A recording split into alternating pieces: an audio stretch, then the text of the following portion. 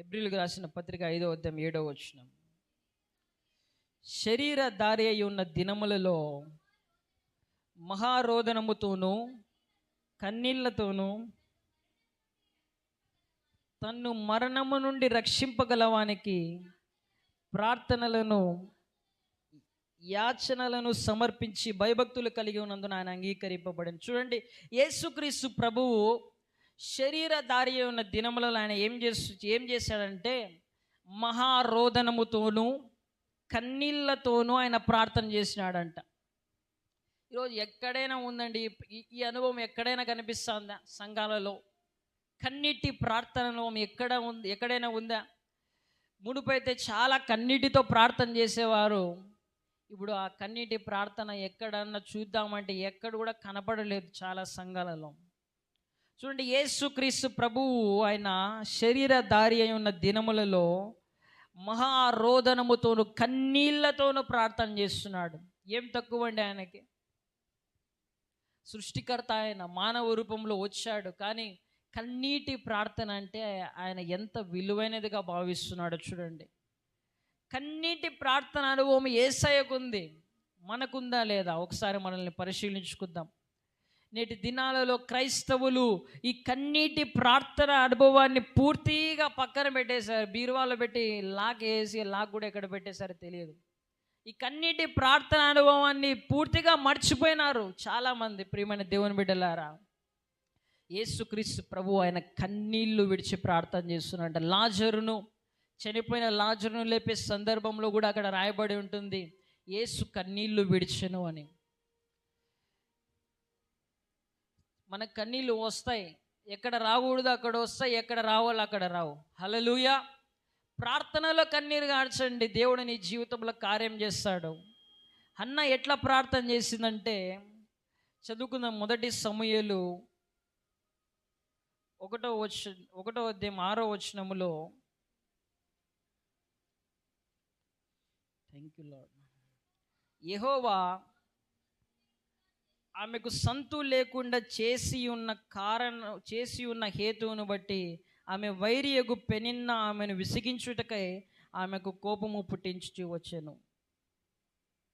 5వ వచనం కూడా చదువుదాం. హన్నా తనకు ప్రియముగా ఉన్నందున ఆమెకు 2 పాలు ఇచ్చుచూ వచ్చెను, యెహోవా ఆమెకు సంతు లేకుండా చేసెను. చూడండి, హన్నా యొక్క భర్త పేరు ఎల్కానా.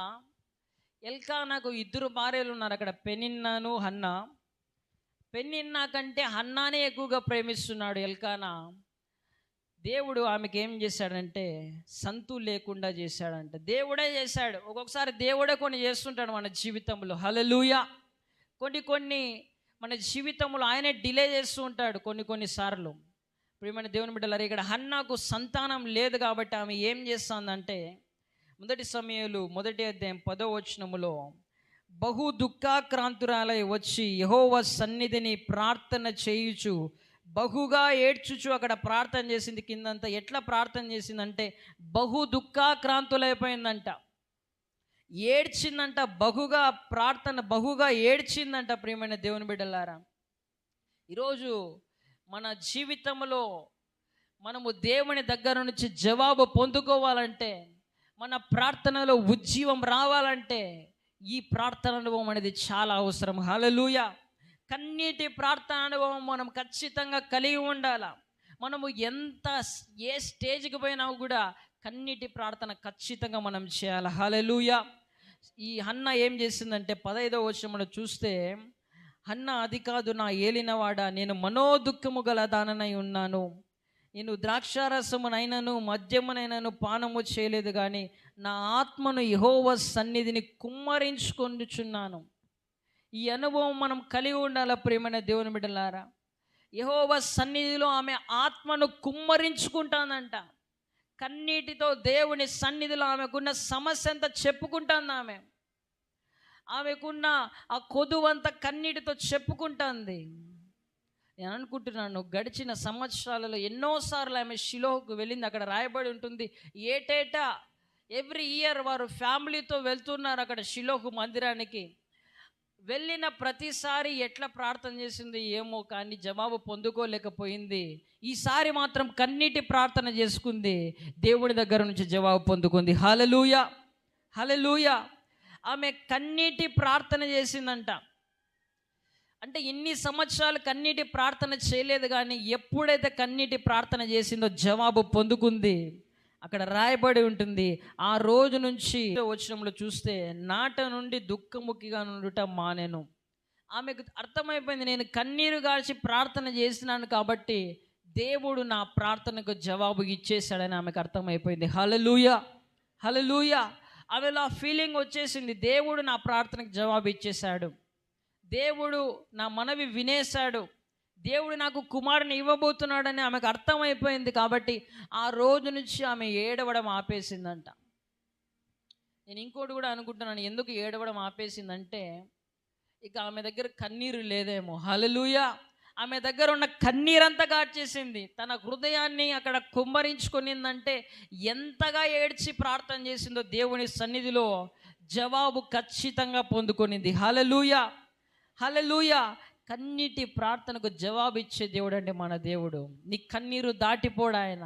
నువ్వు గాన కన్నీరు గార్చి ప్రార్థన చేస్తే ఈ రాత్రి దేవుడు నువ్వు ఏది ప్రార్థన చేస్తావో అది దేవుడు నీకు ఇచ్చేస్తాడు. ఉదయకాలం కల్లా నీ మనసులో నెమ్మది వచ్చేస్తుంది. హల్లెలూయా. కన్నీటి ప్రార్థనకు జవాబు ఇచ్చే దేవుడు, కన్నీరు దాటిపోయే దేవుడు కాదు ఆయన. మన కన్నీళ్ళన్నీ ఆయన బుడ్డిలో దాచి ఉంచే దేవుడు అంట. కన్నీటి ప్రార్థనకి ఎంతో విలువ ఇస్తాడండి దేవుడు. హిజ్కియాకు కూడా మరణకరమైన రోగం వచ్చింది. ఆ మరణకరమైన రోగం వచ్చినప్పుడు చదువుదాం, 2వ రాజులు 20వ అధ్యాయం 1వ వచనంలో.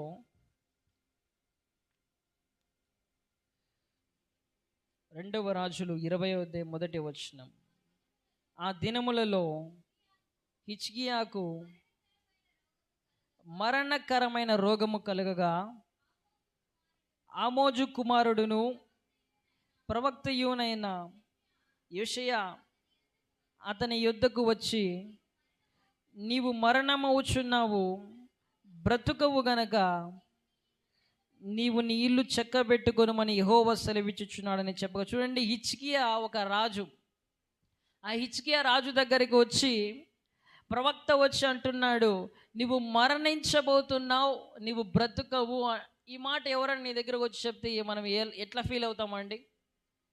ఒక ప్రవక్త వచ్చి ఆ రాజుతో అంటున్నాడు, నువ్వు ఇక చనిపోబోతున్నావు, నువ్వు మరణిస్తావు అని చెప్పినప్పుడు హిజ్కియా ఎంతగానో భయపడిపోయినాడు, ఎంతగానో కృంగిపోయినాడు.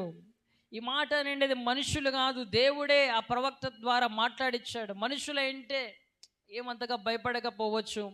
ఒకవేళ డాక్టర్స్ కూడా నువ్వు చనిపోతావని చెప్పినా కూడా ప్రార్థన చేసి ఆ డాక్టర్స్ రిపోర్ట్ని కూడా మనం మార్చుకోవచ్చే లేదండి? ప్రార్థన ద్వారా దేవుడు డాక్టర్స్ చాలామందికి చెప్పింటారు, నువ్వు చనిపోతావు అని చెప్పిన వారు కూడా బ్రతికిన వారు చాలామంది ఉన్నారు. కానీ ఇక్కడ ఏకంగా దేవాది దేవుడే అంటున్నాడు, హిజ్కియాకు ఒక రిపోర్ట్ ఇస్తున్నాడు, హిజ్కియా నువ్వు మరణించబోతున్నావు అని. ఎప్పుడైతే ఆ రిపోర్ట్ వచ్చిందో హిజ్కియా ఇక ఏ ప్రయత్నము చేయలేదు, ఒకే ఒక్క ప్రయత్నం చేశాడు. ఏమిటంటే కన్నీటి ప్రార్థన. హల్లెలూయా, గట్టిగా చెప్తాము హల్లెలూయా. గోడ తట్టు ముఖము తిప్పుకొని కన్నీళ్లు విడిచుచు ప్రార్థన చేస్తున్నాడంట.